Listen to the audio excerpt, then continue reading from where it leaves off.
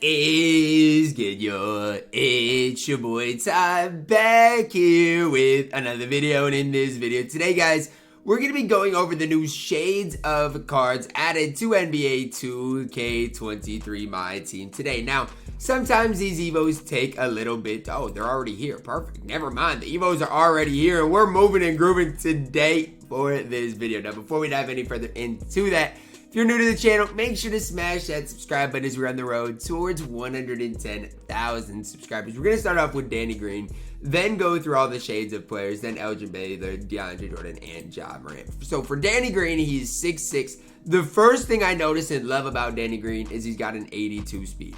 I expected it to be anywhere from a 70s to 75 because they always make Danny Green pretty slow in my opinion. So that 82 is very promising. So he's 6'6", 6'10 wingspan, hot spots from everywhere, 93 ball, 82 speed, 93 lateral quickness, 80 interior, 91 perimeter. This Danny Green card is absolutely elite in my team. Danny Green based on normal timing. Again, we'll see exactly what that's working with. Even comes with the MJ dribble style, which you might not think is, anything, but that's definitely helpful as well. Playmaker wise, he's not great. I'll be the first to say it. His ball handle is not great. His speed with ball is not great. But as far as a 3-and-D guy in my team if you have on the court that you're going to be able to trust to get you pure stops, Danny Green's going to be that card, as well as being absolutely chicken on the offensive end of the court. I'm very impressed with the stats and badges of Danny Green. This card definitely outdid what I thought they would, or my expectations for the card. Now for Agbaji here, you're looking at an 86 3-ball, 90 driving dunk, 82 speed ball, 83 ball handle, 88 speed, 88 lateral quickness.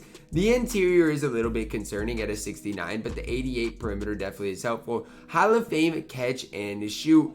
Does get Hall of Fame off-ball pass, some decent defensive badges in here, great shooting badges in general. Question is, what is this release like? And I kind of talked about it in my breakdown video, or not my breakdown video, but my league video, that I think his release is okay. I'm not going to sit here and say it's great. I do think it's okay and serviceable enough in my team. Between him or Danny Green, who's going to be better, I'm not sure. I would lean Agbaji, but again, that's just my opinion on things right now. A little bit quicker, a little bit faster, as well as has that driving dunk that Danny Green does not have. Although Danny Green's hot spots are way better than Agbaji's. When you look at that type of thing, Danny Green has hot spots from everywhere. Now for Mark Williams, first of all, he's 7 feet tall with a 7'7" wingspan.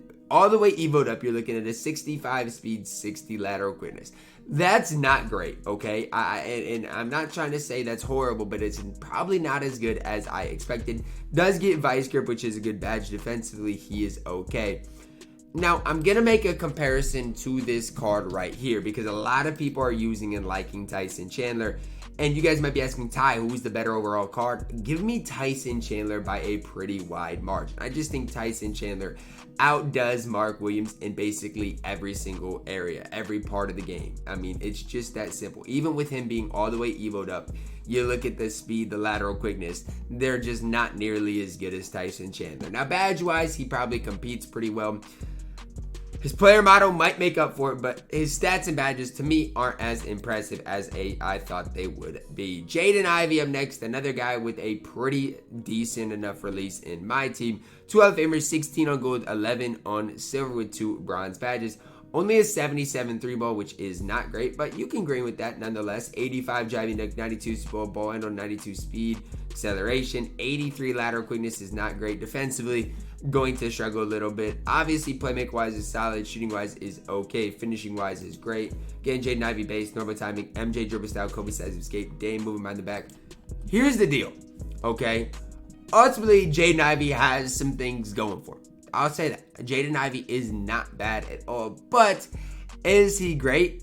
Is he better than Donovan Mitchell? No, he's not. He's not better than Donovan Mitchell. And so, for me, out of all the shades of cards, I think Agbaji is going to be the best. They're not horrible, though. I thought last week's cards were not good. Boncaro turned out okay, and so did Duran. But these cards are not horrible. I'm not going to sit here and say that. Now, for Elgin Baylor up next, small forward, power forward. Small forward's his position. 6'5", 6'8" wingspan. Good badge count. Again, he is a takeover player, so you're going to have to grind for him or get him out of, obviously, the rewards section. Out of the vault, stuff like that. 84 3-ball, 85 driving dunk, decent ball handle, 93 speed acceleration, 88 lateral quickness, 88 interior perimeter. solid defensive badges, solid playmaking, good shooting badges, really good finishing badges, including the Hall of Fame bully. Brook Lopez based on normal timing. We've known kind of what that release is like. I personally don't mind the release. I mean, I think it is an okay base this year. I think it's basically what it has been in past years when a lot of other releases have changed. Obviously, dribble six, you guys see what you're getting. At the small forward position, is he better than a guy like Andre Kirilenko? That's the debate to be had.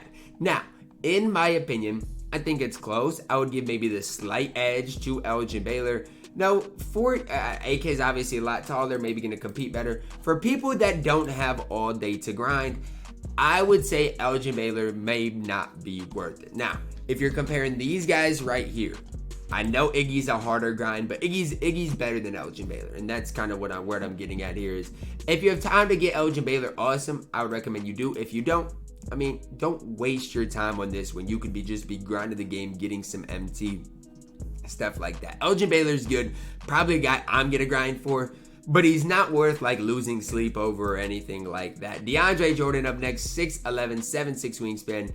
We might be looking at our best interior center right here in DeAndre Jordan. Hall of Fame anchor, pogo stick, and post lockdown, so I doubt he's gonna get matched. 93 interior, decent lateral quickness, speed.